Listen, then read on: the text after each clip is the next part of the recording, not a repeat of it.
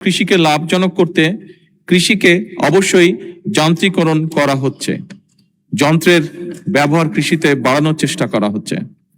একই সাথে সরকার কৃষিতে রিমোট সেন্সিং, কৃত্রিম বুদ্ধিমত্তা বা AI, internet of things, drone প্রযুক্তি, জিআইএস, স্যাটেলাইট তথ্য, বিগ ডাটা এবং আধুনিক তথ্য প্রযুক্তির ব্যবহার সম্প্রসারণের উদ্যোগ গ্রহণ করছে। এইসব প্রযুক্তির মাধ্যমে ফসলের স্বাস্থ্য ও ফলন পর্যবেক্ষণ, রোগবালাই শনাক্তকরণ, সুনির্দিষ্ট সার এবং সেচ ব্যবস্থাপনা এবং উৎপাদন পরিকল্পনার অধিক কার্যকর ও বিজ্ঞান ভিত্তিক হবে বলে আমরা দৃঢ়ভাবে বিশ্বাস করি।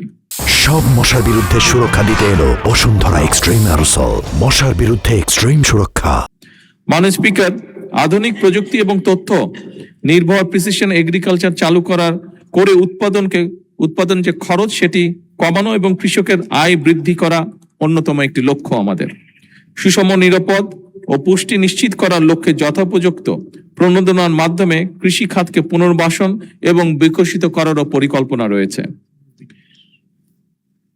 একই সাথে মাননীয় স্পিকার, দেশের কোন এলাকায় কোন সময় কোন ফসল ভালো হবে, কি পরিমাণ সার লাগবে, আবহাওয়ার পূর্বাভাস ইত্যাদি সংক্রান্ত পরামর্শ প্রদান করা হচ্ছে এবং এটিকে আরো অর্গানাইজ করা হবে কৃষক কার্ডের মাধ্যমে।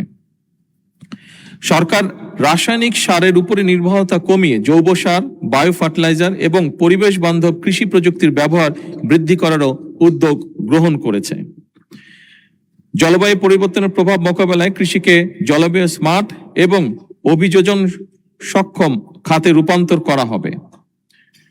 সরকারের উপরোক্ত পদক্ষেপ গ্রহণের ফলে মাননীয় স্পিকার, কৃষি আরো উৎপাদনশীল, লাভজনক, রফতানিমুখী এবং টেকসই খাতে পরিণত হতে যাচ্ছে ধীরে ধীরে, যা আধুনিক অর্থনৈতিক উন্নয়ন এবং খাদ্য নিরাপত্তা নিশ্চিতকরণে ইনশাআল্লাহ গুরুত্বপূর্ণ অবদান রাখবে। ধন্যবাদ মাননীয় স্পিকার।